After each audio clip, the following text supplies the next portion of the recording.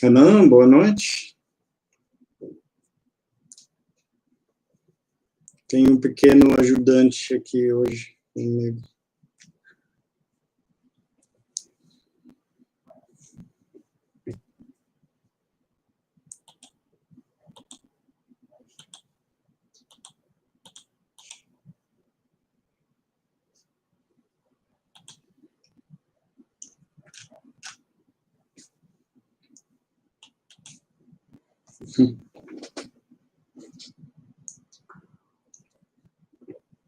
Veio incomodar bem na hora. Estava dormindo antes, mas acordou porque queria fazer parte da live.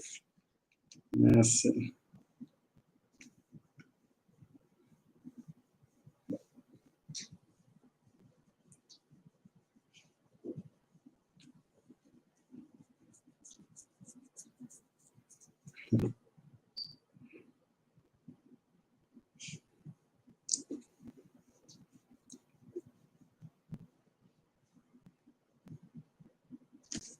Marquei esses horários, né, meio...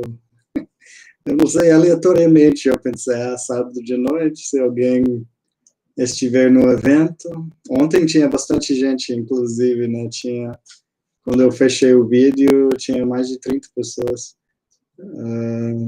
Mas hoje eu não sei, sábado de noite, época de quarentena, eu não tinha mais nada para fazer, então tá ok fazer sábado de noite. Amanhã marquei para as 3 da tarde.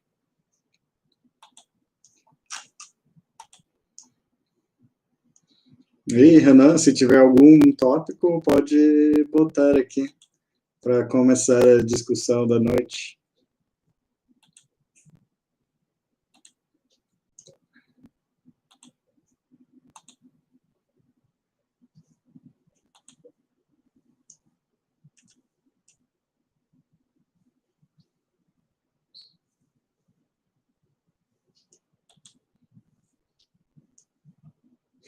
Livros. Vamos falar sobre livros, então. Manda os teus autores preferidos aqui no chat. Vamos conversar, vamos ver o que eu conheço da tua lista.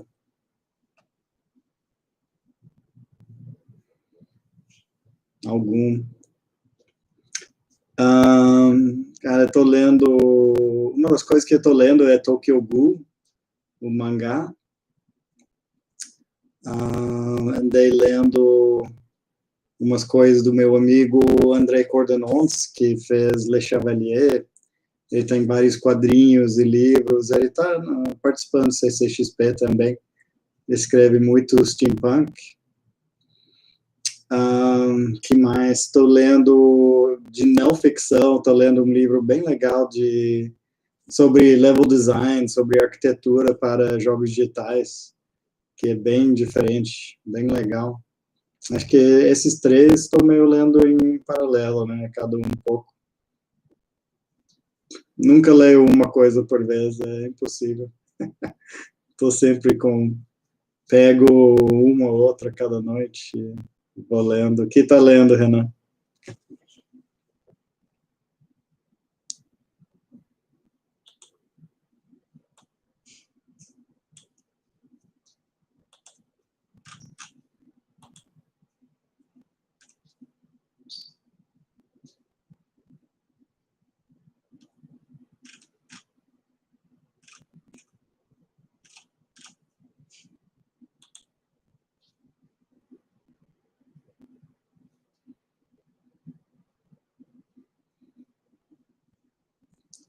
Aventuras do Caça-Feitiço.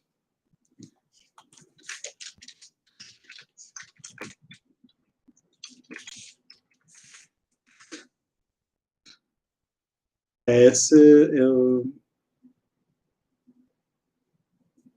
Não, nunca... Joseph Delaney. Esse eu nunca li. Mas é muito livro, né? 19 livros, é isso, certo? É muita coisa.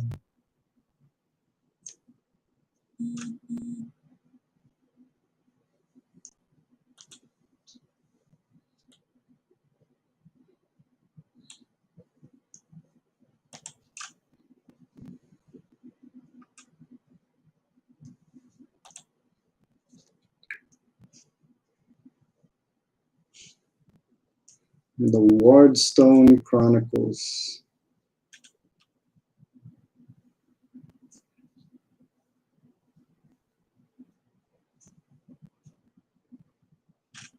Ah, legal, parece bem interessante.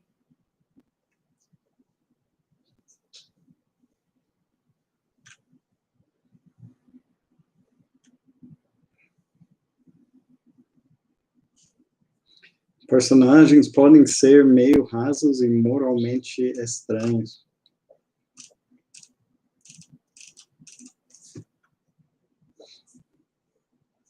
Né? Esse é então podemos conversar sobre isso hoje, um pouco a forma de escrever, a importância dessas coisas. E, Rafael, boa noite. Estamos, tu, Renan, aqui até agora. Cara, essa é a questão, né? Sempre tem essa... Eu já dei muita aula também de roteiro, de escrita, e tem esses elementos, né? Sempre tem personagem, tem ambiente, tem conflito, que tem que ser muito forte, e enredo, né? Toda a história que tem tudo isso. Tu falou exatamente, né? A autor sabe como criar e manter a tensão pela história. Esse é conflito, né? Tendo muito conflito, tendo bons conflitos, a história anda, né? Se não tiver conflito, a história não anda. Sempre falava para os meus alunos de escrita, o conflito é o combustível da história, né? Tem que ter muito conflito, e muitos pequenos conflitos, alguns grandes conflitos, e esse que vai fazer a pessoa continuar lendo até o final, né? Claro, o personagem, tu falou, personagens rasos, esse é um problema, né? O personagem tem que ser interessante, tem que ser verídico, a pessoa tem que encontrar alguma conexão, ou pelo menos entender como é que é aquele personagem. E esse é um problema de muitos livros antigos, né? Pessoas que reclamam hoje de Senhor dos Anéis, hoje, na época, assim, os personagens são bem rasos, né? É muito, assim, do bem ou do mal, muito um contra o outro, não tem praticamente ninguém moralmente cinza. Isso hoje, assim, principalmente para adultos, né? Não funciona muito bem. O Senhor dos Anéis acaba sendo um livro bem infantil, mesmo sendo grande hoje em dia, quando comparado com um Game of Thrones da vida, que as pessoas são mais verídicas, né? Eles, inclusive, quem é muito do bem ou muito do mal no Game of Thrones acaba morrendo, né? A sociedade não aceita a pessoa que é assim, certinho demais, que não aguenta nenhum, assim, ninguém aguenta que é 100% certinho, nem mente, nem sai da linha, não aceita nada disso nos outros, nem quem é totalmente do mal, né? Esses são os extremos que a gente vê em livros como Tolkien, né? E boa noite, Saulo, falando um pouco sobre escrita aqui, o processo e tal. Mas eu sempre falo para começar com personagem e cenário. Tem que desenvolver muito bem. Estou trabalhando uma série de visual novels com outros autores. Na verdade, eu estou dando mais direcionamento. Eu não estou escrevendo, mas são projetos grandes e eu fiz todo um esqueleto de como entregar a história, como criar dossiê de personagem, como montar o conflito e tudo. Eu não deixo o autor escrever uma palavra do livro antes de desenvolver tudo isso. É muito importante, porque os problemas já aparecem dentro desse esqueleto. Tu já vê os personagens que são rasos, que não são interessantes, que não servem para a história. Tu vê onde falta conflito.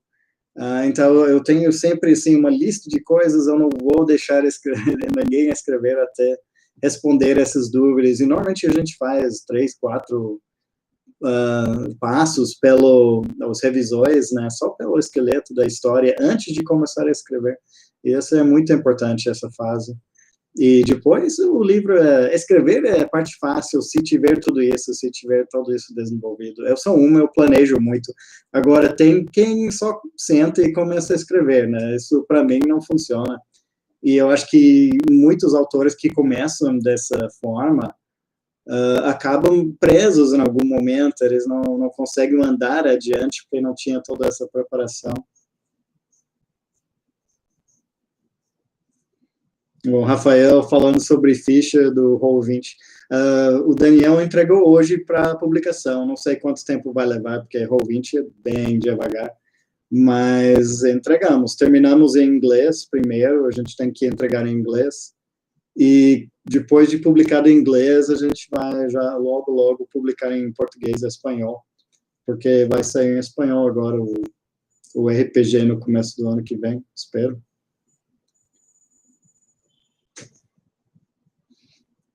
Apenas os protagonistas de hoje em dia, sejam em livros, filmes, séries, são mais genéricos e as personalidades fortes e que se destacam são reservadas aos secundários. Não, eu não diria isso. Destacam são reservados aos secundários. Não, eu acho que talvez seja o fato que agora o pequeno ajudante saiu. Pode ser o fato que as pessoas se deram conta que não pode ter personagens secundários fracos e começaram a desenvolver mais. Isso é interessante até, assim, eu acho que tendo um elenco bem desenvolvido é bem mais interessante do que um protagonista, outro protagonista. Eu acho que o pecado antigamente era focar demais no protagonista e não dar nenhum espaço para personagens secundários, talvez seja isso. Mas, assim, tem muita coisa, muita série legal que desenvolve bem os personagens hoje em dia. Um exemplo agora é o Breaking Bad, né? Eu sempre falo, essa série é uma aula em roteiro, né? O enredo é sensacional e os protagonistas são super fortes naquele, o Walter White, que é o principal, e o amigo dele, né? Esses são, assim, de começo ao fim, eles são super bem desenvolvidos, então eu não diria que é uma regra, mas também, ao mesmo tempo, é comum ter um elenco mais desenvolvido nesses programas. Eu andei assistindo The Boys também bastante, ultimamente. Legal, interessante. E começa com o protagonismo do Huey, que parece que ele vai ser o principal, mas depois tem o Butcher, que é bem importante naquele programa. E os heróis, super-heróis, começam a aparecer mais e ter mais personalidade. Eu achei bem desenvolvido aquele programa também. Então, tem muita coisa. Agora, para diálogo é outra coisa. Eu nem falei de diálogo, né? Eu estava falando do personagem, enredo, mas tem essa questão de diálogo, que também é um desafio, né? Para mim é uma das partes mais difíceis. Eu consigo muito bem organizar todo o resto. Na hora de escrever diálogo, você tem que ter um ouvido muito forte, tem que prestar muita atenção, tem que ouvir muita coisa e escolher linhas para personagens. Mas eu vou dizer, até em jogos, né? Eu joguei um jogo recentemente, Next Stop Nowhere, que, olha, os diálogos são sensacionais, são super bem escritos. É muito raro ver diálogo nesse nível em jogos digitais. Ao mesmo tempo, em cinema, seriado, é bem comum ver diálogos bem escritos. Um programa que eu estava vendo ultimamente foi o Justified, aquele do... um cara... não é xerife, né, mas ele trabalha na Polícia Federal, mas ele acha que é um cara do Velho Oeste, e os diálogos são, de novo, muito bem escritos, né? Não é o tipo de programa que normalmente assisto, mas é tão bem escrito, os diálogos são tão bons que eu fico assistindo só para ouvir aqueles diálogos, eles são muito naturais, muito fortes. Então, essa questão de diálogo é importante também. Depois tem tema, depois tem muitas outras questões na hora de escrever literatura, prosa, que tem que levar em conta. É complicado, é muita coisa. E é por isso que, olha, jogos digitais, assim, saindo nesse assunto um pouco mais ainda na questão de narrativa, os jogos normalmente têm roteiros péssimos, né? Porque o pessoal que escreve para jogos, não sei de onde vem, muitas vezes eles não têm experiência nenhuma escrevendo. Então, eles não têm prática criando personagens, criando cenário, conflito, enredo, diálogo, e chega, é uma bagunça, né? Os jogos digitais, muitas vezes, têm diálogos tão ruins, mas tão ruins, que doem os ouvidos a ficar jogando, às vezes. É por isso que, quando um diálogo é super bem escrito num game, eu vou dizer, tem o Kentucky Route Zero, tem Next Stop Nowhere, o After Party foi um que eu que joguei ultimamente. Os diálogos são muito bons. E eu acho que esse pessoal, eles têm um pouco mais de experiência de outra área, ou de seriado, ou de quadrinho, ou de prosa, para realmente desenvolver o diálogo. Porque, claro, ninguém é formado em escrever jogos digitais. A pessoa pode até ter formação em literatura ou escrita, mas se a pessoa quer escrever muito bem num jogo, tem que estudar alguma forma da escrita, tem que estudar todos esses assuntos. E muitas pessoas não fazem esses passos, né? É uma coisa que leva anos realmente dominar toda essa parte da escrita. Tá, então, Rafael, o módulo de abelha para o Roll20 com as criaturas seria algo factível. Com as criaturas, eu não sei o que tu queria dizer com isso, Rafael, mas a gente tem planos para... Já lançamos 2 pacotes de miniaturas, né? Tem miniaturas de personagens e tem miniaturas de criaturas. E agora vamos lançar a ficha e depois vamos lançar o livro de regras dentro de Roll20, mas só dá para acessar dentro do programa dessa modalidade. Vai ser em inglês, pior, porque o português ainda tem esse problema de vir não trabalhar com coisas digitais ainda, né? Isso atrapalha em português. Mas vai ter livro em inglês e provavelmente alguma aventura em inglês também vamos publicar, provavelmente A Vidorada ou Ipaúna, que são as 2 aventuras já traduzidas pelo Tom, da Porcupine. Então, essas 2 aventuras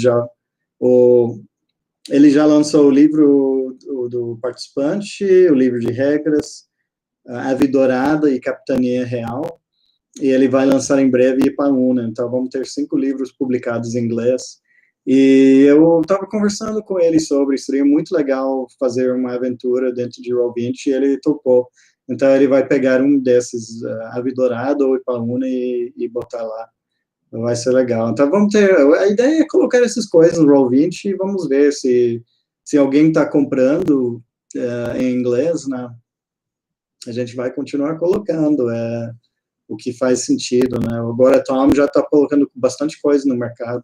Quem vai no vitrine aqui vai ver todos esses livros em inglês, né? Eu botei os links para tudo que já foi lançado em inglês.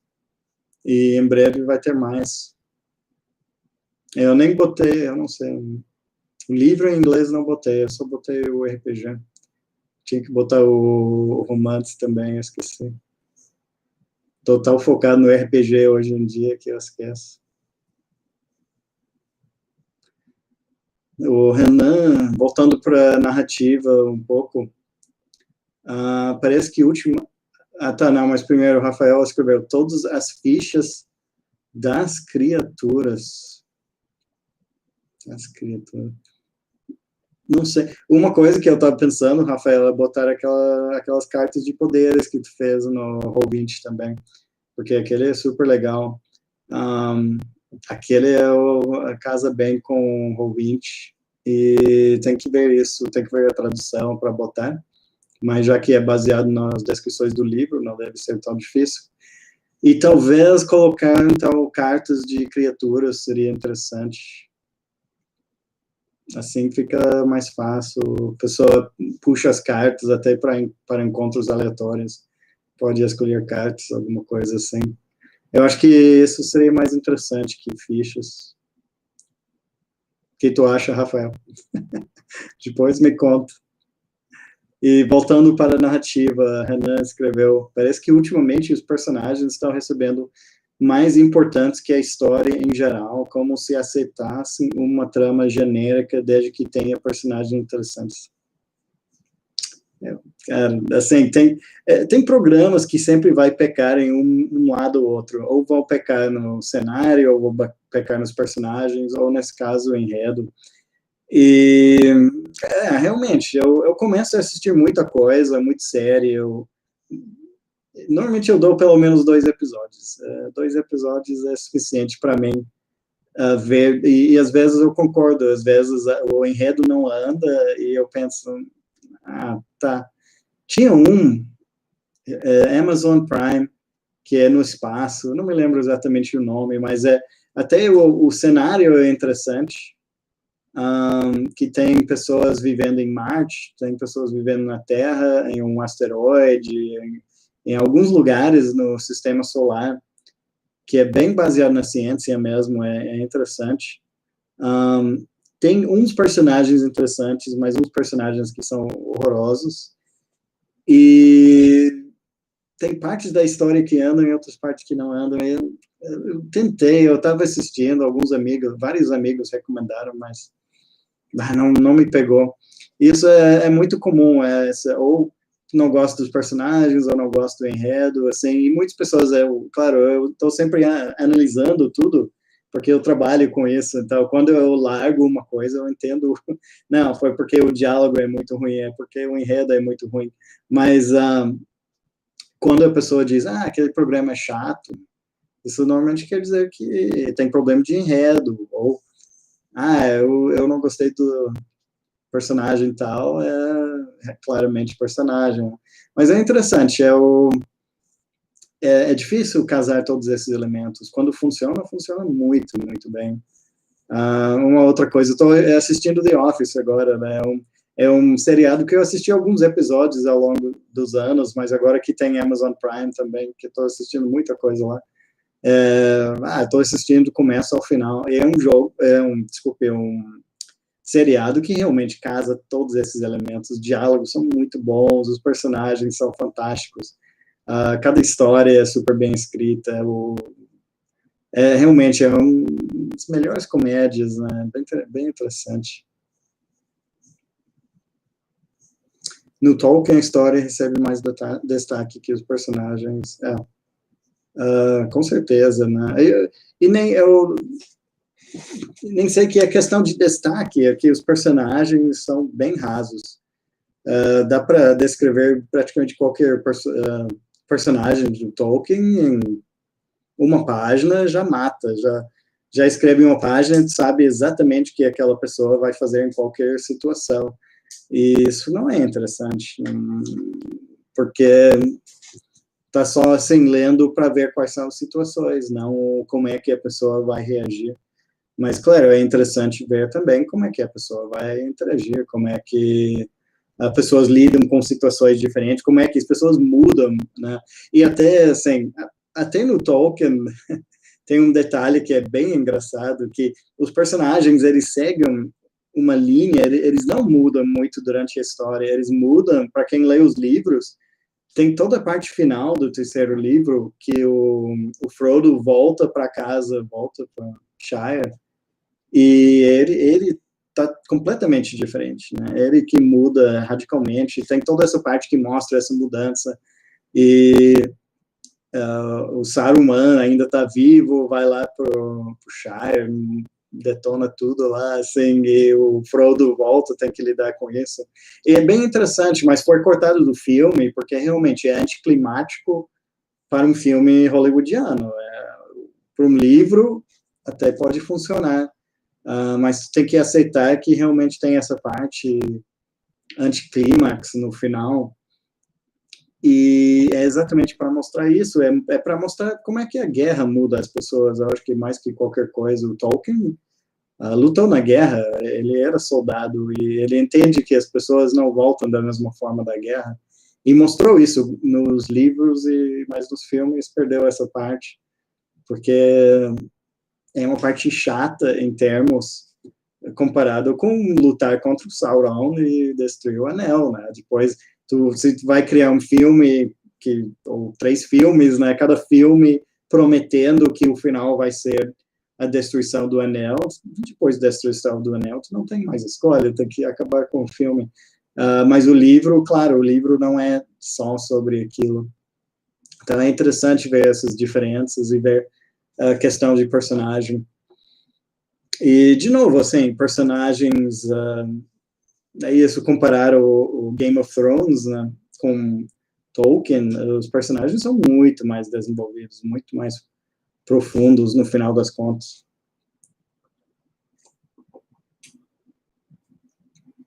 O problema é que ele nunca vai terminar aqueles livros, é impossível. Tá? Eu leio os livros há muito tempo. Eu comecei a ler aquela série muito antes do seriado, anos e anos antes. Então, quando quando eu descobri que ia sair o seriado, eu comecei a acompanhar também a produção do seriado e tal. Mas mesmo naquela época, antes do seriado, eu já entendi que o seriado ia terminar antes dos livros, não tinha como. Mesmo naquela época, ele estava já escrevendo um livro a cada 4 anos, agora já está em 6, 7 anos cada livro, então, claro, é impossível. Vai ter um seriado de 8 temporadas e o cara está produzindo um livro a cada 7 anos. E ultrapassaram em algum momento, e foi bem rápido. Ele achou que ia acelerar o passo, mas ele desacelerou. E agora eu nem sei que ele está trabalhando mais sobre. Também, eu acho que a pessoa é a pessoa, tem que escrever. Eu sei que muitos amigos meus reclamam que o cara não vai terminar, ele tem que terminar, mas claro que ele não tem que terminar. A HBO terminou a série por ele, né? Tá ok, ele é milionário hoje em dia, se ele quer descansar um pouco, se aposentar, eu não vejo problema.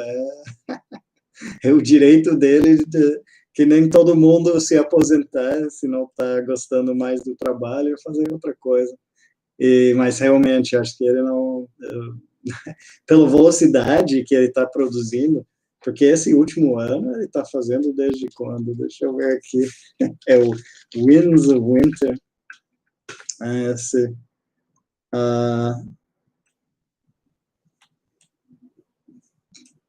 que olha, ele está escrevendo. O Dance of Dragons foi lançado em 2011, na verdade já faz 9 anos. É muito tempo, é muito, muito tempo. Mas faz parte, né? Eu mesmo, assim, eu não estou escrevendo o segundo livro da Bandeira, né? Porque eu estou trabalhando no RPG, né? Aquela coisa, se o pessoal quer outra coisa, tem que providenciar. Mas sobre o RPG, de novo, eu não me lembro quanto eu falei ontem, mas o Flagellum 2, já estamos fazendo arte, tá? Deixa eu ver, consigo compartilhar alguma coisa aqui nesse... Esse é outro motivo que eu prefiro o Meet, porque dá para mostrar coisas na tela, né? Eu acho que não tem maneira de compartilhar alguma coisa aqui da tela, mas tem umas artes bem legais. O Guilherme da Cas, que fez capa da Capitania Real, e ele fez capa do Veneno de Araraca, ele fez capa de Flagellum 1, e já trabalha comigo como diretor de arte da série há anos, né? Ele está fazendo essa capa, está ficando muito legal. O Renan Ribeiro, que fez a capa de Dom Peristrelo, ele está fazendo uma ilustração interna. E também temos, deixa eu ver o nome aqui para não errar, tem outro Renan trabalhando conosco, que eu acho que é Maurílio, e ele está fazendo criatura que, olha, é sensacional. É Maurílio, isso. É a primeira vez que ele está trabalhando com a bandeira do elefante da Arara.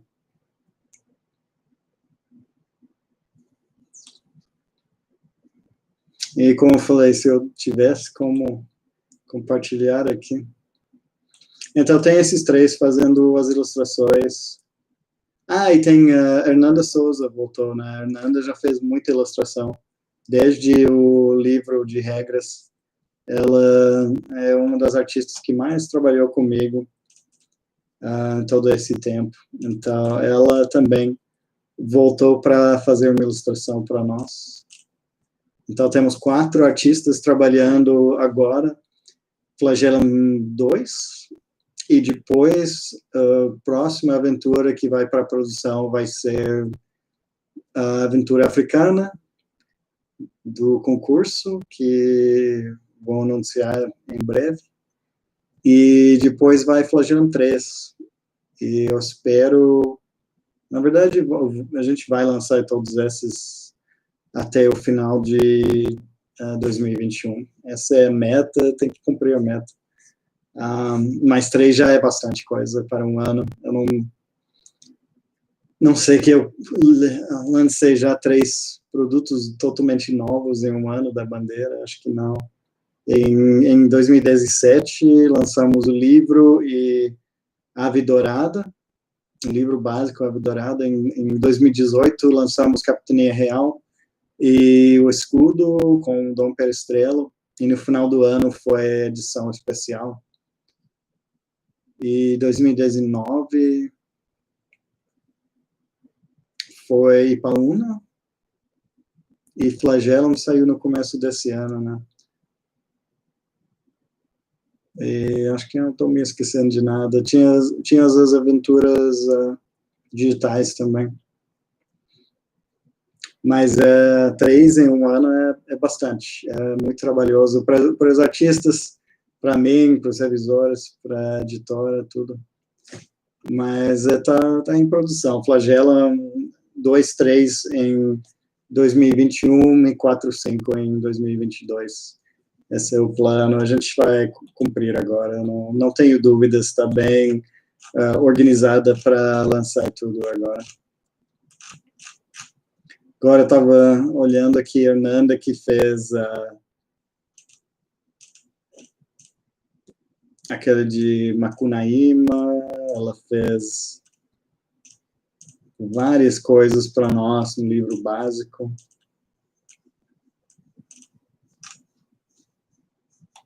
Se tiver um artista que vocês queiram ver mais, depois me avisa. Eu não sei quais são os preferidos de vocês, ou alguém está acompanhando essa parte, mas eu gostaria de saber quem as pessoas estão mais gostando de tudo. Qual capa vocês mais gostaram até hoje? Pode olhar tudo no vitrine aqui, me diga qual é a melhor capa. Eu acho que tem tudo lá. Fora os romances, né? Mas do RPG temos o livro básico, temos o Guia do Participante, Dom Perestrelo, Capitania Real, Ipaúna, Yararaca, Ave Dourada, Flagellum. É bastante capa.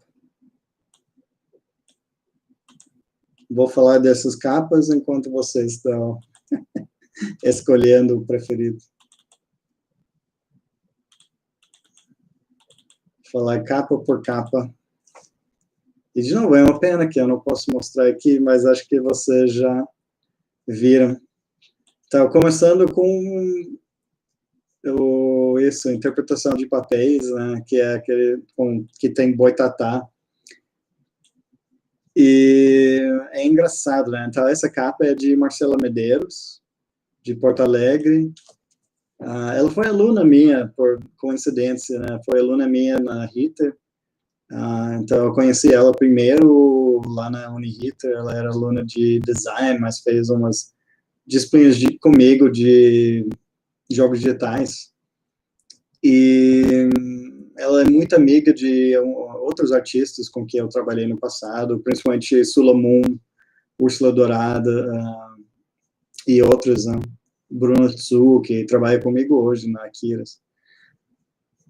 E essa ilustração, na verdade, eu imaginei como era para ser uma ilustração de meia página, interna do livro, não era para ser capa, até, inclusive, porque o Boitatá me persegue, tinha o livro em quadrinhos, que o Boitatá foi muito protagonista daquele livro, tem umas páginas lindas, que foi Carolina Milhos que desenhou, e Úrsula Dourada que fez as cores, e ficou sensacional aquilo. Deixa eu pegar os livros aqui.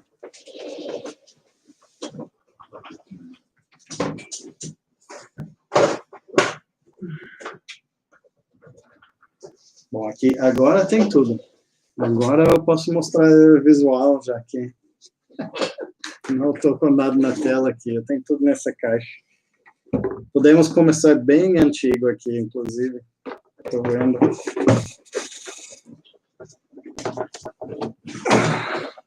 Então, antes de falar mais desse Boitatá, vamos olhar.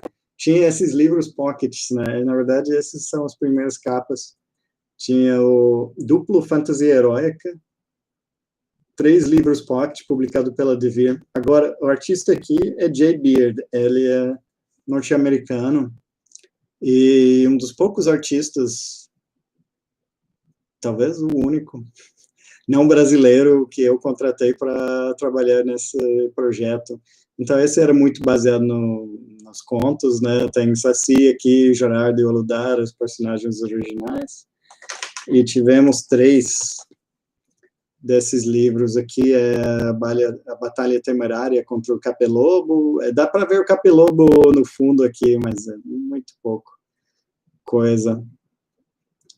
E, então, essa linha é bem diferente, né, o estilo dele e tudo é bem diferente do que a gente trabalha hoje. Aqui tem Iara, tem Arani, tem Flor do Mato e Gerardo de Oludara. Então, tinha essas 3 capas aqui. Seriam os primeiros 3 de todos os tempos que saíram da bandeira, mas ainda não era a bandeira do Elefante da Arara oficialmente, como marca. Estava no livro, mas esses livros eram lançados de novo, Duplo Fantasia Heróica.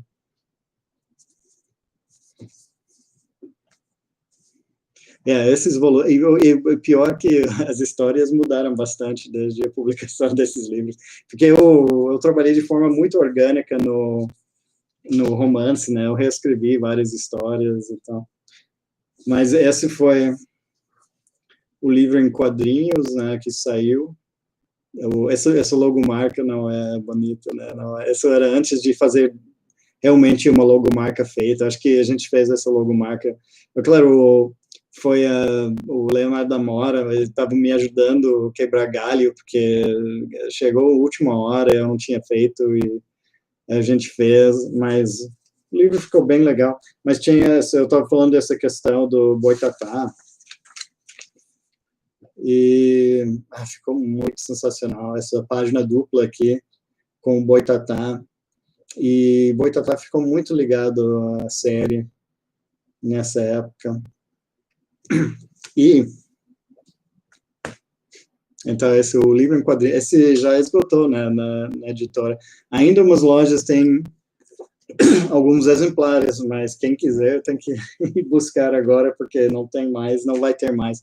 Essa edição nunca mais vai ter, porque foi feito também a lei de incentivo à cultura, e eu não planejo imprimir mais essa edição. Eu estou trabalhando em outros quadrinhos agora, e que eu acho, não sei, eu prefiro.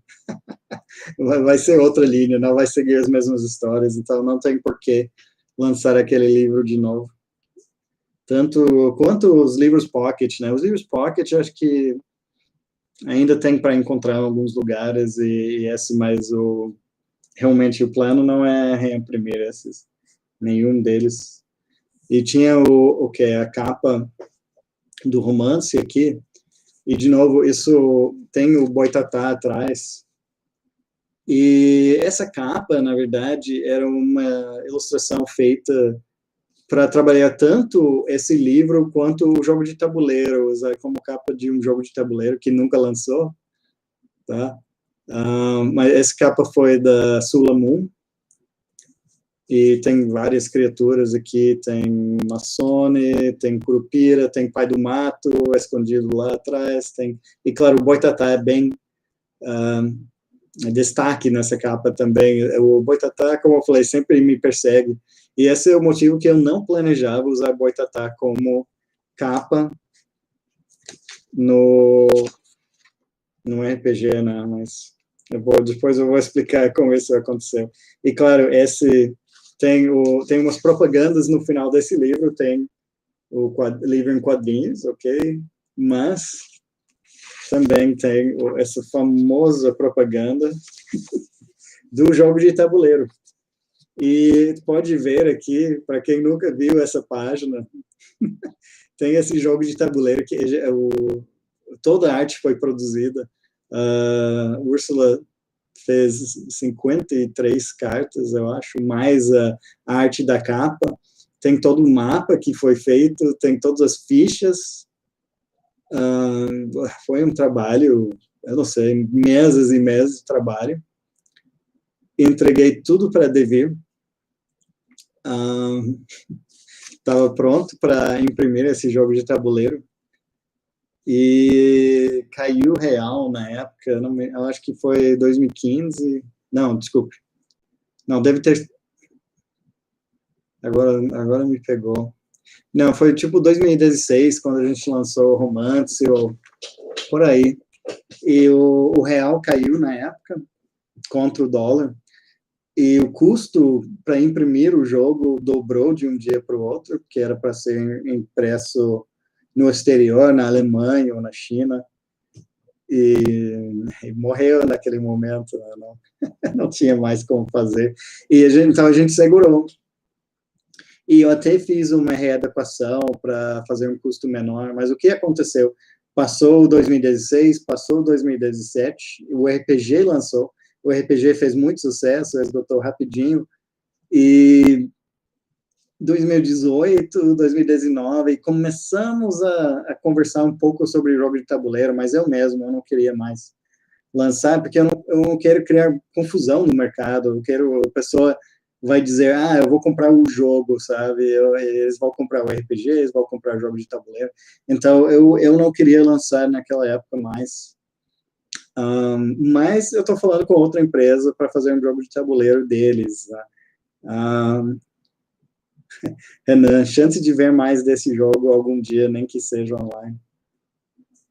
Eu acho que talvez fazer uma versão digital, não seria difícil. É uma empresa de games, eu acho que já tem todo o material, em 2 meses, 3 meses, uma boa empresa faz esse jogo. Não é um super investimento para fazer, mas alguém teria que ter vontade de fazer e lançar, porque não é um produto talvez super comercial, já que não tem o jogo de tabuleiro em si. Se tivesse o jogo de tabuleiro e depois, vamos lançar essa versão, seria uma coisa. Mas possivelmente a arte existe, seria muito fácil. Muito fácil. Deixa eu pegar. Antes de passar para o RPG, essa foi a capa em inglês.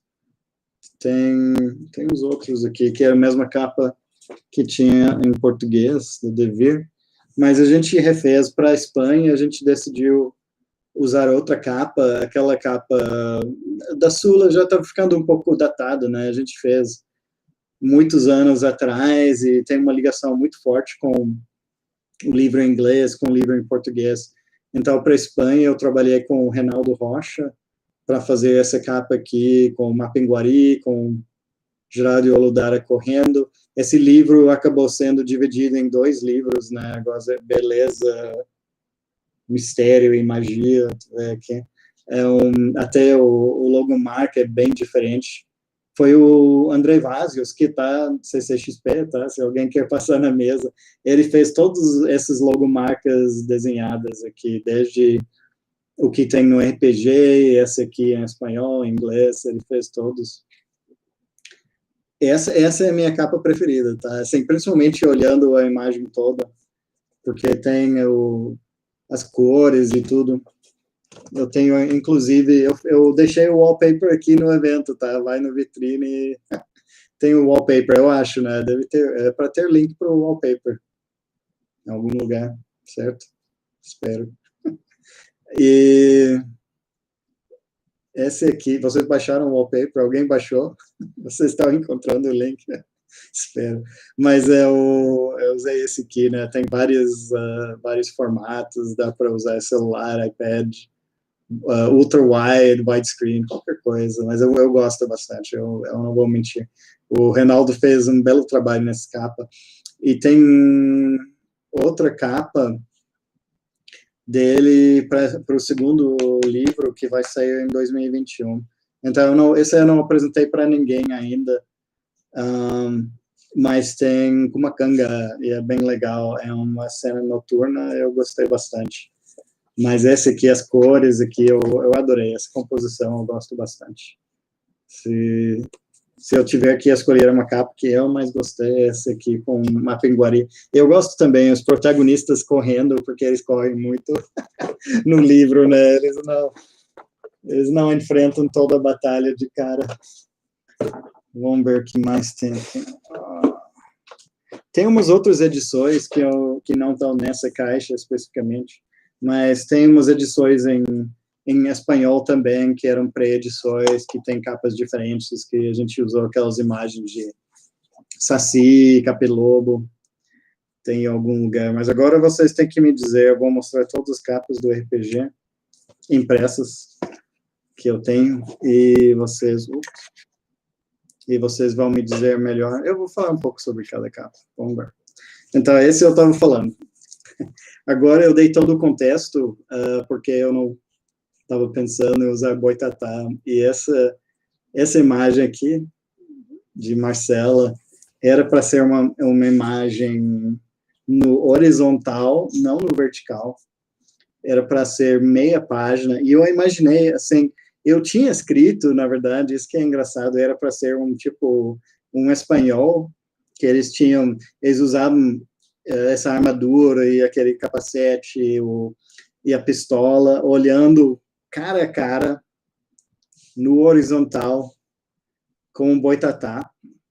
Mas, claro, eu escrevo o briefing bem simples, e eu deixo bastante liberdade para os artistas, né? E a Marcela voltou, e ela não gostou da ideia de fazer no horizontal, e ela fez essa diagonal, né?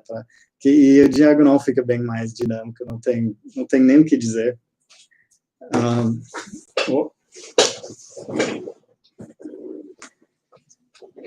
Então, virou uma das ilustrações de uma página, a gente decidiu, porque o livro tem 5 ou 6. Para cada capítulo do livro tem uma imagem de uma página inteira. A gente tinha esse limite, porque essas eram as ilustrações mais caras do livro, né, em pagamento para os artistas. E isso virou uma das imagens de uma página, e depois eu avaliei todas as imagens de uma página, e era entre essa imagem, que virou a capa, e eu acho que o único outro que realmente dei alguma consideração foi esse aqui, que era o Rodrigo Camilo. Era a interpretação dele de Arranca-Línguas, é uma interpretação bem diferente do que eu tenho no livro, e tem todos os personagens. Mas vamos combinar, essa capa é muito icônica. Essa capa eu gosto bastante. Isso mostra diversidade também. Tem uma mulher negra nessa capa. Eu não conheço outro livro básico de regras, assim, que teve essa produção que tem uma capa, assim, é muito cara do RPG, é muito cara do que eu queria mostrar.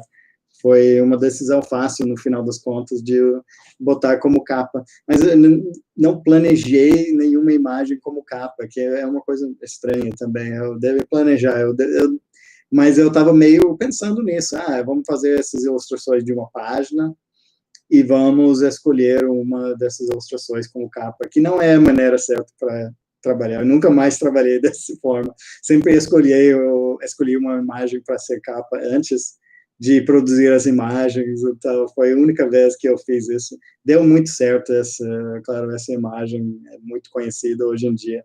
Essa capa ficou super conhecida também em outros países e é muito legal.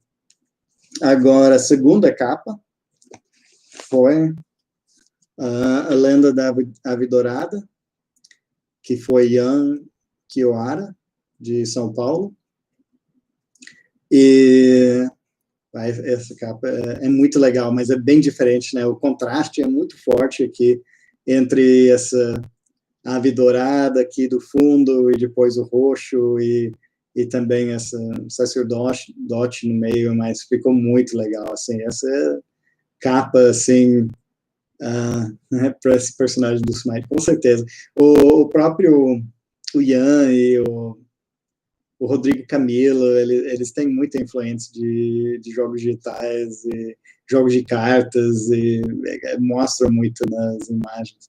Mas é super legal, assim, essa capa, adorei. Ian é um grande artista. Infelizmente, eu não tive outra chance de trabalhar com ele. Ele está muito em projetos no exterior agora, mas eu gostei muito de trabalhar com ele. E esse foi o Guilherme da Cas, que é diretor de arte, que fez muito capa depois e muita coisa, mas ele fez pouca coisa no livro de regras, mas ele fez essa ilustração aqui da múmia, e essa ilustração é sensacional, e por isso que ele começou a trabalhar como diretor de arte depois conosco. Ele tem um processo muito bom. Então, temos esses dois, depois vocês vão ter que, de novo, me dizer qual é melhor. Terceiro que a gente fez, eu acho que foi a Capitania Real, quase tenho certeza, que foi Guilherme da Casa, quando ele pegou direção de arte. A gente estava fazendo esse livro e o Dom Perestrello, meio em paralelo nas ilustrações, mas esse foi o primeiro livro terminado.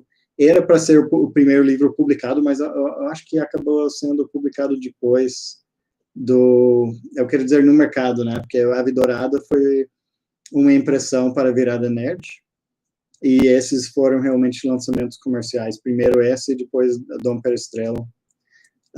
Mas esse foi o segundo livro escrito depois o terceiro, né? Era o livro de regras, Ave Dourada, e depois esse aqui.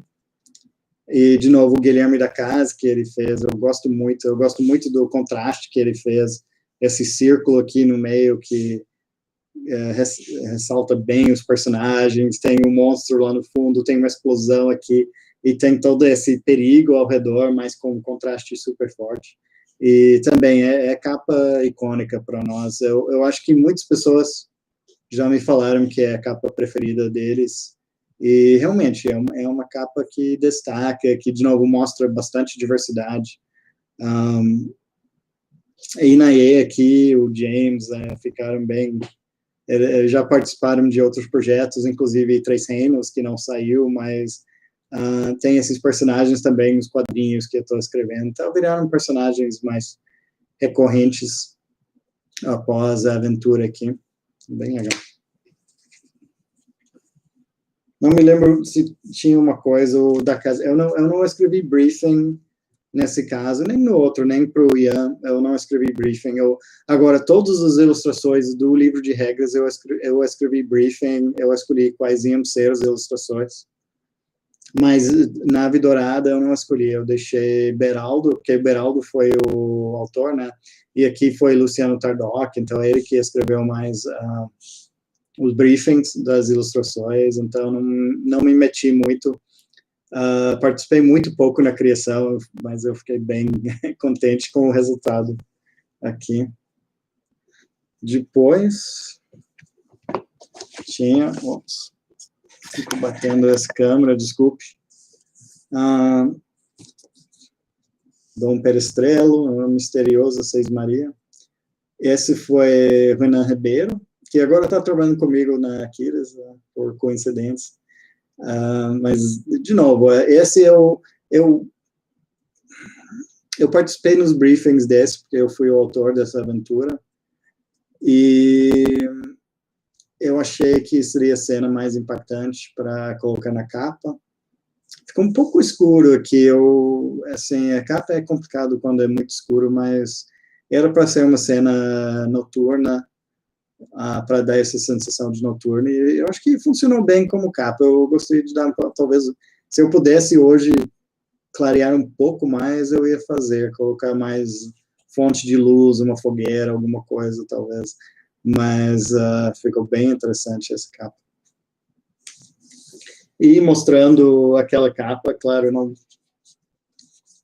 não pode deixar de mostrar o escudo do mestre, que foi Lucas Torquato. Ops.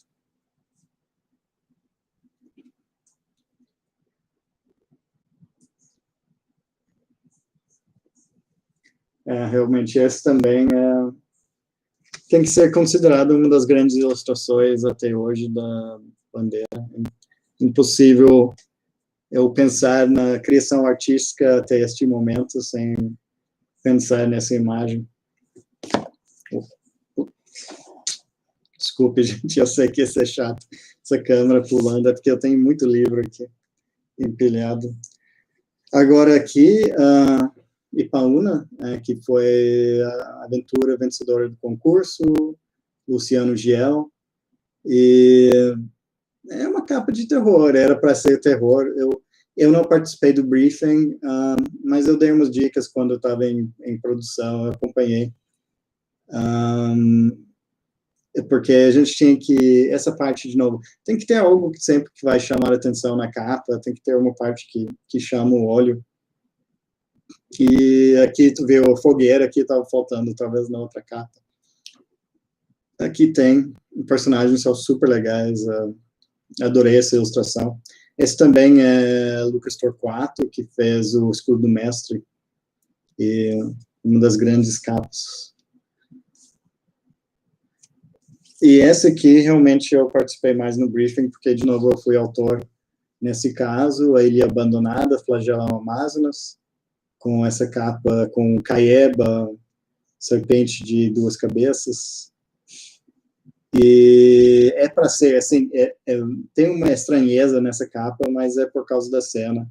Sem dar muito spoiler, né, mas realmente para ser, é para dar uma estranheza olhando a imagem, porque é um momento de estranheza também aqui, tirando um pouco do brilho, assim, dá para enxergar um pouco melhor. Eu acho que poderia ter tido um pouco mais destaque no vermelho, talvez, né? A gente pensa muito, capa tem que ter uma saturação, e sempre escurece na hora de imprimir. Essa é uma questão também. Tem uns livros que eu gostei, que eu olho hoje, eu acho escuro demais a impressão. E essa, eu tenho outra curiosidade aqui nessa caixa. Essa foi a primeira vez que um conto saiu da Bandeira do Elefante da Arara. Esse foi abril de 2010, dá para ver aqui no canto, Realms of Fantasy.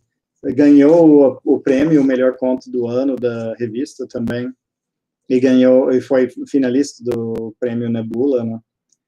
Esse foi aqui que começou tudo. E aqui foi, então, essa seria a primeira ilustração que foi feita, mas não tinha nada a ver comigo, né? Foi o editor que pediu. Eu não tenho nenhum direito a essa ilustração. Até o estilo parece bem mais um estilo antigo, mas quando eu vi essa imagem aqui, e essa, de novo, é outra interpretação do Boitatá. Não, esse é não, desculpa. Esse seria o serpente africano.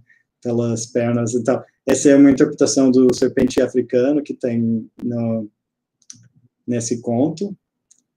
É uma interpretação bem diferente desses personagens, mas foi a primeira impressão, primeira publicação de uma história nesse universo, abril de 2010,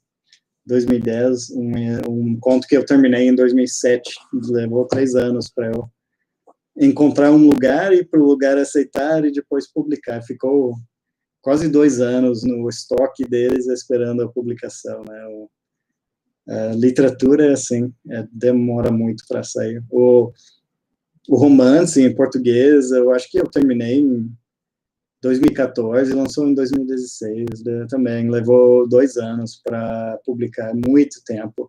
Eu mandei, eles tinha a fase de revisão, tem a fase de diagramação, impressão, e não é que leva tudo isso, tu pode, em 3 meses, facilmente, a gente colocar um livro no mercado, mas manda, busca alguém, acerta no cronograma da pessoa, manda, depois o editor vai ter que esperar 4, 5 meses para botar na agenda, depois mais alguém, depois mais alguém. Então, realmente demorou um bom tempo para sair o romance também. Vocês nem me lembram, faz tanto tempo que eu nem me lembro realmente muito detalhe escrevendo, na hora de escrever, mas histórias posso contar muitas. Então, assim, gente, quem está ainda aqui, qual é a capa? Qual capa vocês mais gostam? Tem que me dizer. E quais artistas vocês mais gostam da série? Isso é legal para mim.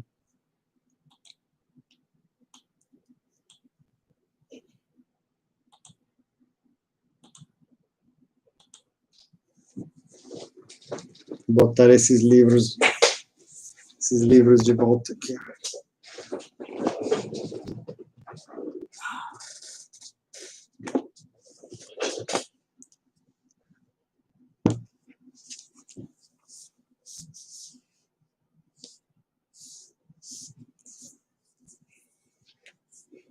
O livro de interpretação de passeios.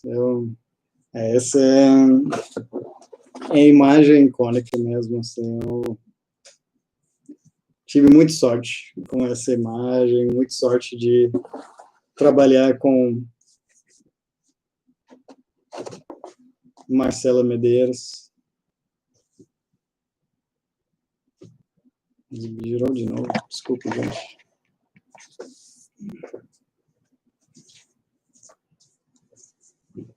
Que tem o grupo de aventureiros cercados, essa é a Capitania Real.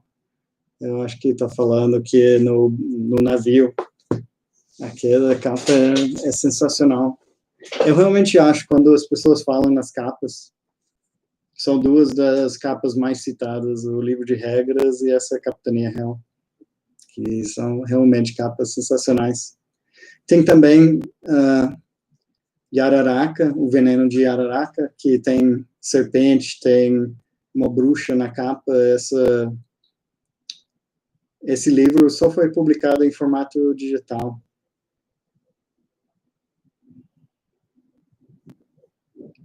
Tá bom, gente? Vocês têm alguma dúvida sobre processo artístico, sobre arte, sobre bastidores?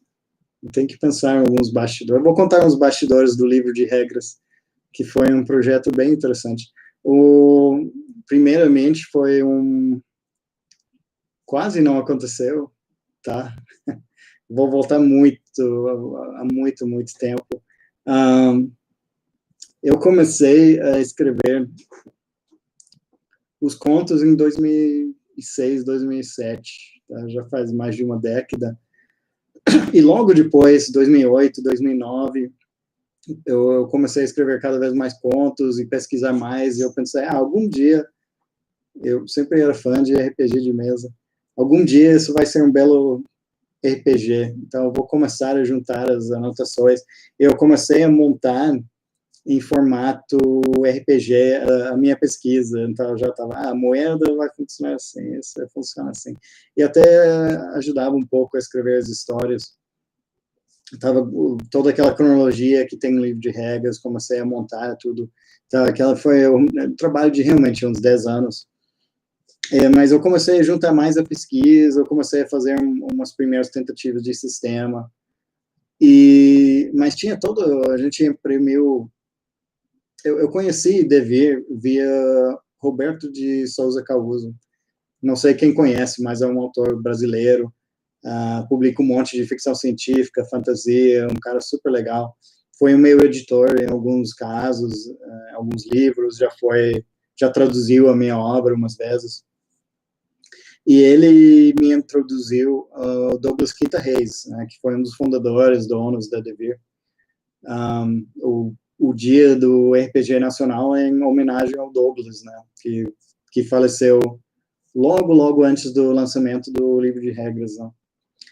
E então Douglas foi o meu editor durante muitos anos, ele que aprovou Dupla Fantasia Heróica, Dupla Fantasia Heróica 2, Dupla Fantasia Heróica 3, ele que aprovou a publicação do livro em quadrinhos. E quando eu mandei o romance para ele, e quando eu mandei, ainda estava sendo organizado, então isso em 2015, e ele falou, eu falei para ele, eu já montei tudo meio um RPG de mesa, estou montando as regras, e ele ficou super empolgado, que é muito fã de RPG desde sempre, né? Foi uma das pessoas que realmente introduziu o RPG no Brasil, né, de forma comercial. E ele, eu quero publicar esse livro, vamos publicar, vamos fazer, vamos lançar. Eu estava, como assim lançar? Vamos lançar. Eu falei, olha, não tem arte, não tem nada.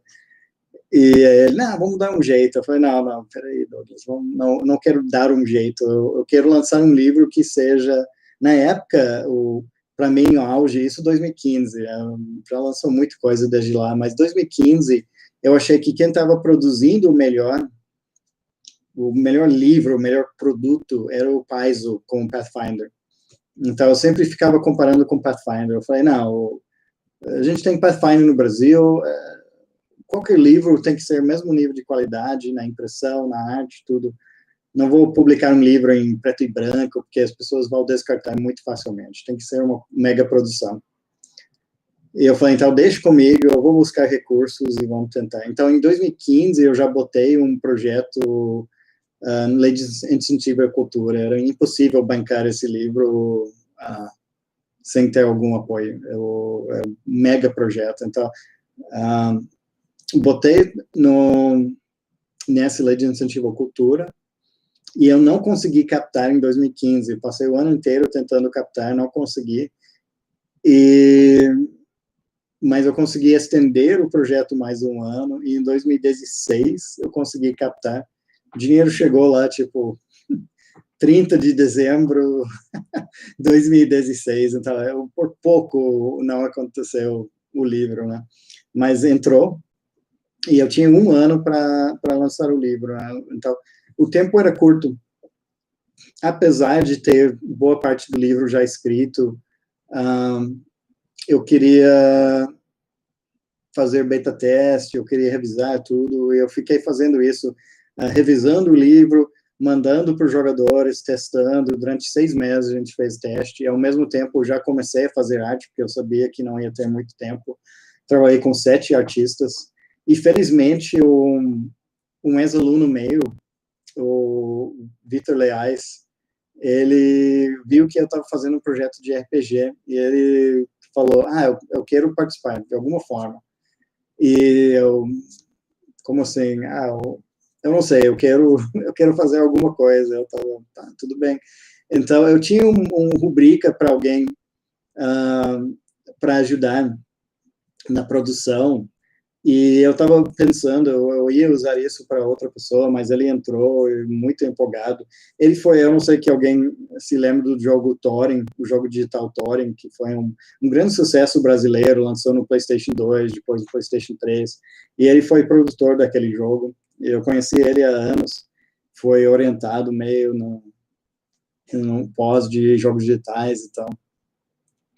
E ele entrou como produtor e fez um belo trabalho, assim, e não era, a rubrica que eu tinha não era muito dinheiro, mas ele topou, e eu consegui usar aquela parte de produção com ele, para trabalhar com ele. E foi sensacional, assim, ele organizou muito bem. Então, o livro, isso porque eu, originalmente, como eu falei, era para um assistente, mas é um assistente fazendo coisas bem básicas, e ele pegou toda a produção e organizou os pagamentos, organizou os artistas e tudo, fez muito além do que era para ser aquele cargo, e isso me ajudou bastante a concentrar nos testes com os jogadores, a refinar o sistema e esquecer um pouco de todo o resto. E, então, ele ajudou muito, né? Os artistas, trabalhei com 7 artistas e com o designer Felipe Borim, que fez os mapas e as tabelas, e ele fez toda aquela diagramação do livro, e aquela diagramação do livro, claro, a gente aplica até hoje nos outros livros, sempre tem a mesma fonte, as mesmas cores e tudo, aquele mesmo trabalho de diagramação. Então, a gente tinha um ano para realmente lançar o livro. Eu me lembro, aí tinha uns problemas de novo, o Vitor que cuidou dessa parte, mas chegou a primeira leva, a primeira tiragem, e foi horrorosa, é muito escuro. Eu tenho aqui uns exemplares, isso é raridade, tá? Mas saiu os primeiros centenas de exemplares, a tiragem foi de 3.000 exemplares, mas eu acho que tinha uns 300 que saíram, mas eles mandaram para nós, é muito, muito, muito escuro, horrível. Olhava aquilo, era tudo errado. Mas eu consegui, o Vitor foi lá para Santa Maria, onde eles imprimiram, e conversou com eles, conseguiu reverter, e eu consegui levar uma primeira leva para Fortaleza, né? Foi no evento Sol Mais RPG,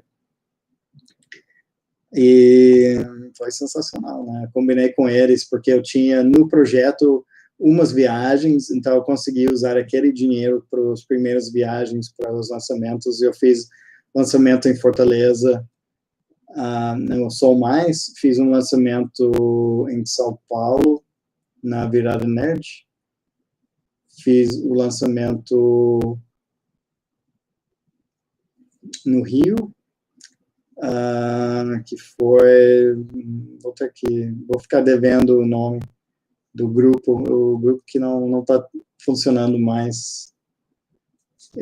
Então foi isso, né? Eu fiz esses primeiros. E Salvador também, um mega evento lá de anime, e foi super legal. Eu fui super bem recebido nesses lugares. E eu fiz em Porto Alegre, aqui na cidade, na loja Nerds, fiz, e foi sensacional, muita gente. E todos os livros que eu levei, porque eu estava levando no avião esses livros, não tinha como. Levei como. A minha mala era praticamente só livro para levar para esses eventos, e olha, tudo vendeu na hora. Eu me lembro, eu cheguei em Fortaleza, primeiro lançamento, não sabia como é que ia ser, que alguém vai ler esse livro, alguém vai se importar, eu não sei. Cheguei lá e todos os livros, era um evento de 2 dias, e eu vendi tudo que eu levei para o evento em 1 hora, eu acho. Foi muito doido. E a mesma coisa, todo lugar era o mesmo esquema. A Salvador, vendi tudo muito rápido, vendi acho que no primeiro dia do evento, logo no começo do segundo dia. E dava para ver no começo que ia ser um grande sucesso. E realmente o livro esgotou em 3 meses na editora, e foi por isso que deu aquela pausa muito grande entre a edição original e a edição expandida, porque ninguém esperava vender tudo em 3 meses, né? Esgotou na editora em 3 meses, e mais um mês estava esgotado nas lojas. E ninguém estava preparado por isso, ninguém estava esperando vender tudo aquilo, e eu tive que correr atrás, mas ao mesmo tempo, a gente não poderia imprimir exatamente aquela edição de novo. Um motivo é que a gente fez a impressão aqui em Santa Maria, não foi a Devir que fez a impressão, a gente fez aqui, E outra questão é que quando um livro é da Lei de Incentivo à Cultura, tem que mudar aquele livro na próxima edição. Então, a gente minimamente ia ter que tirar a logomarca, fazer umas coisas no livro. E eu falei de novo para a Devir, não, vamos esperar um pouco, porque eu quero ouvir o feedback do pessoal jogando. E a gente fez as mudanças na edição expandida baseado no feedback que eu recebi naqueles primeiros meses. E demora, de novo, eu acho que lá em abril, maio, já tinha recebido feedback suficiente para escrever a edição expandida. Acho que lá em junho eu já tinha terminado, mas tinha que fazer toda a parte de diagramação, né, de colocar o livro tem mais 20 páginas ou mais, edição expandida era uma diferença muito grande, então alguém tinha que ir lá e adequar a diagramação de novo para aquela nova edição. E por isso, e depois mandar imprimir, mandar para as lojas, e só conseguimos colocar de volta nas lojas em janeiro, fevereiro de 2019. Demorou bastante. Muito. Por isso, é engraçado, né? Tinha o prêmio Ludopedia deste ano, durante a quarentena, infelizmente, e concorreu um monte de livro ao mesmo tempo de Abeia. Concorreu Yararaca, concorreu Ipaúna, e concorreu a edição expandida, todos lançados em 2019. E Ipaúna e Yararaca concorreram 2 categorias, os dois, e o RPG, o livro de regras edição expandida, concorreu 2 categorias e ganhou, né, o melhor RPG nacional. Então foi bem legal. Mas aconteceu durante a quarentena, então não teve nem prêmio físico, era isso, mas era um reconhecimento legal.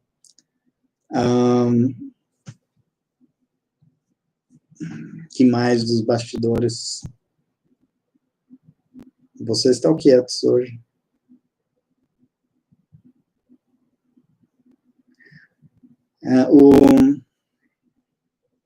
É claro, né, o livro Guia do Participante ganhou o N ano passado, né?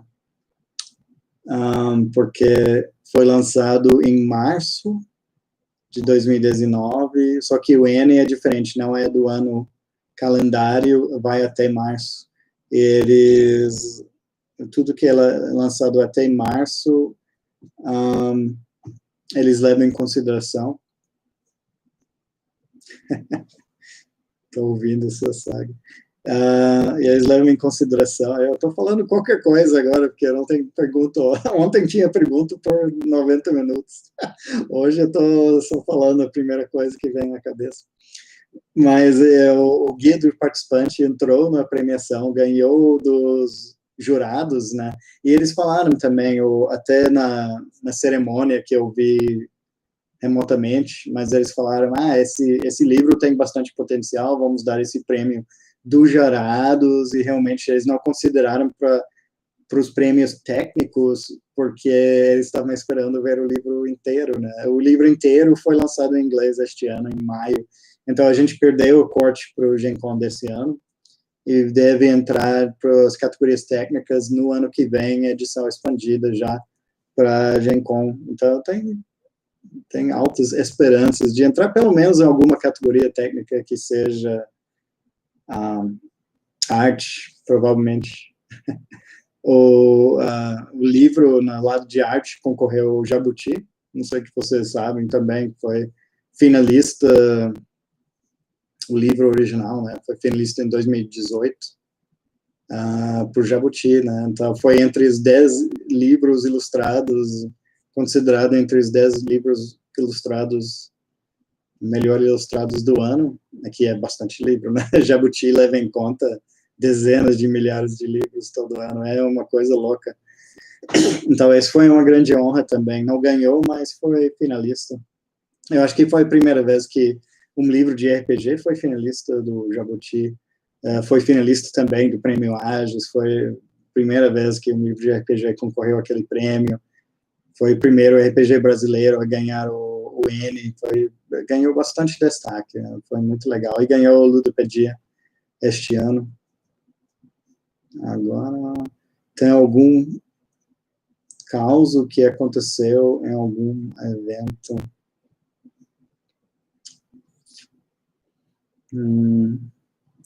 Algum caso que aconteceu em algum evento?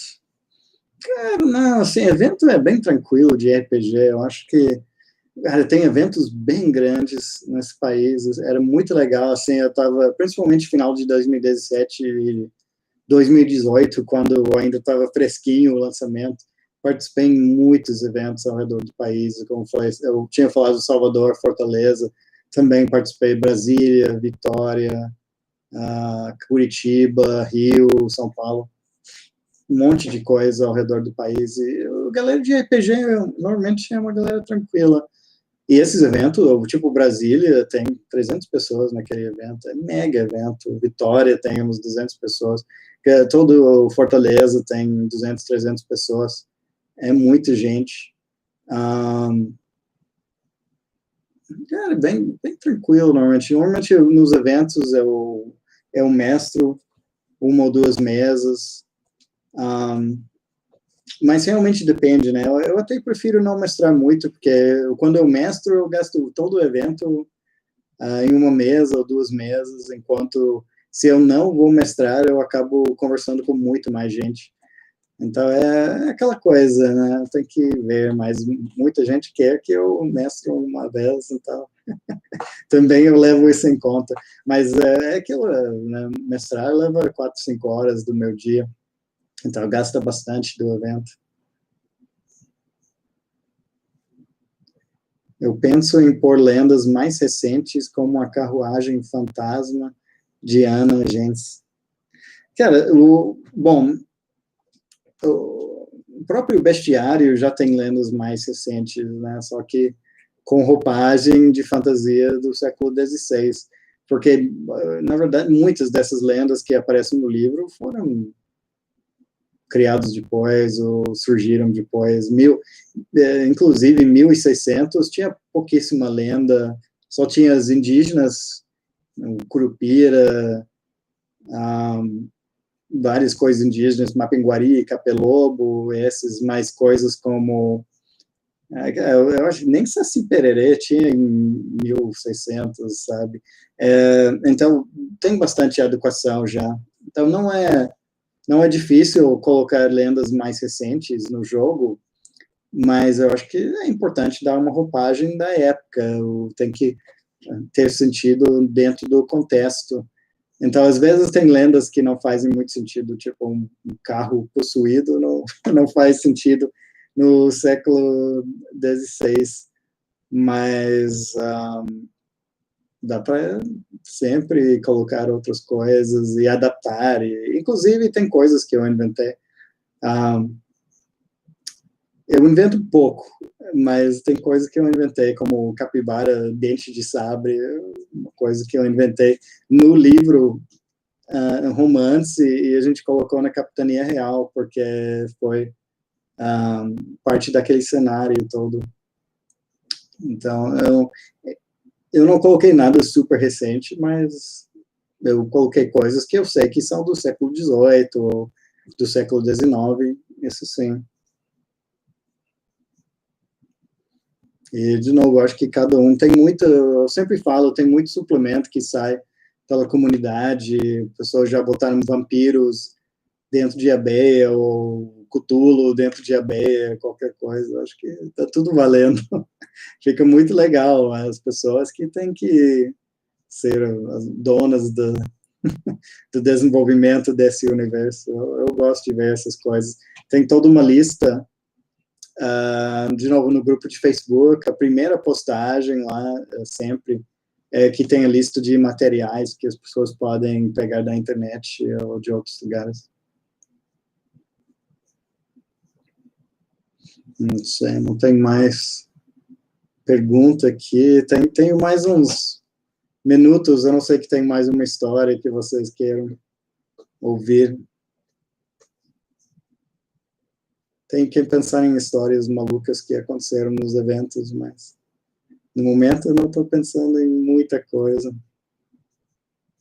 Eu sei que aconteceram umas coisas doidas, mas o legal é... Isso, eu até fiz uma postagem quando eu terminei a primeira rodada de eventos e visitei vários lugares do país e me, me fez sentir bem, sabe? Tem momentos, já que eu sou dos Estados Unidos originalmente, as pessoas sempre me perguntam por que tu está morando no Brasil, por que tu veio morar aqui, como é uma coisa alienígena, essa ideia. Um, mas, de novo, visitar tanto lugar me fez sentir bem, porque tem muita gente legal, sabe? O país tem muitos problemas, mas também qualquer país tem muitos problemas, tem muita questão para resolver, tem muita questão social e tudo. Mas, cara, tem muita gente legal. E jogando RPG com essa galera toda, eu adorei. Eu conheci gente fina em todo lugar, ainda converso com essas pessoas pela internet, nas redes. É muito legal. E a comunidade nerd é legal, acho que, em geral, a comunidade nerd em geral, eu acho super legal, né? Tenho muito orgulho de fazer parte. Possível bookshelf tour. Bookshelf tour, podemos marcar uma hora, eu tenho muita coisa, né?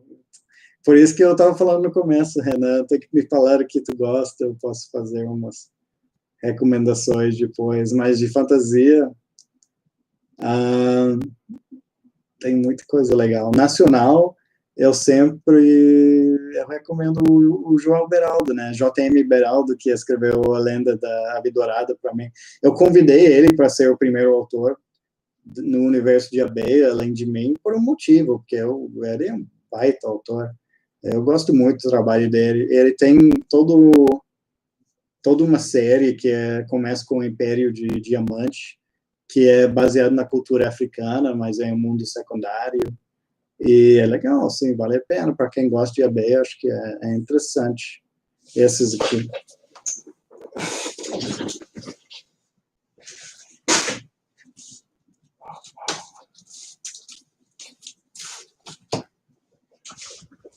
Gosto dessas capas também.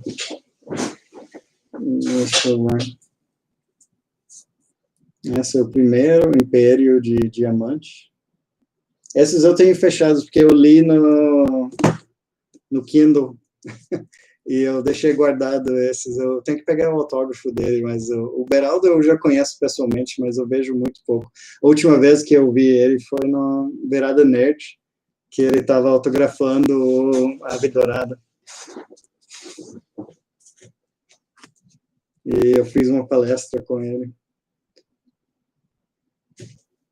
E essa série é maravilhosa. Tudo que ele escreve é maravilhoso, né? Ele trabalha com ficção científica, e ele está trabalhando em outro projeto comigo agora, outra vez, trabalhando juntos. E, foi o primeiro autor que eu convidei exatamente por isso, porque ele escreve muito bem e ele trabalha com RPG. Ele tem até um suplemento para Pathfinder, que é bem antigo, era ficção científica, e agora que tem Starfinder, ele fez outra versão para o Starfinder. Legal, gente. Últimas perguntas, porque está chegando o fim do nosso tempo hoje. Agradeço a presença de todos, né? Rafael, Renan, Saulo. Outro Rafael.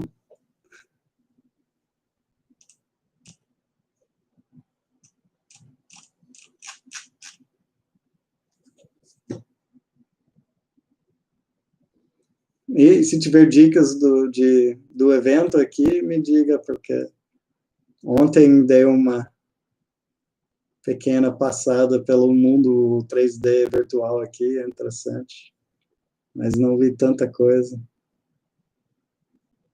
Obrigado, Rafael.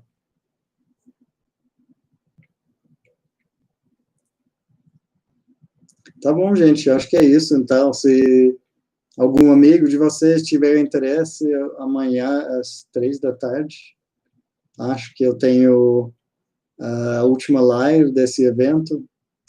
E depois, espero ver vocês em eventos presenciais em 2021 adiante, que está na hora de pegar a estrada de novo. Desculpe bater a câmera 10 vezes. Chato. Tá bom, gente. Então, boa noite a todos. Muito obrigado pela presença. Bom evento para vocês. Até mais.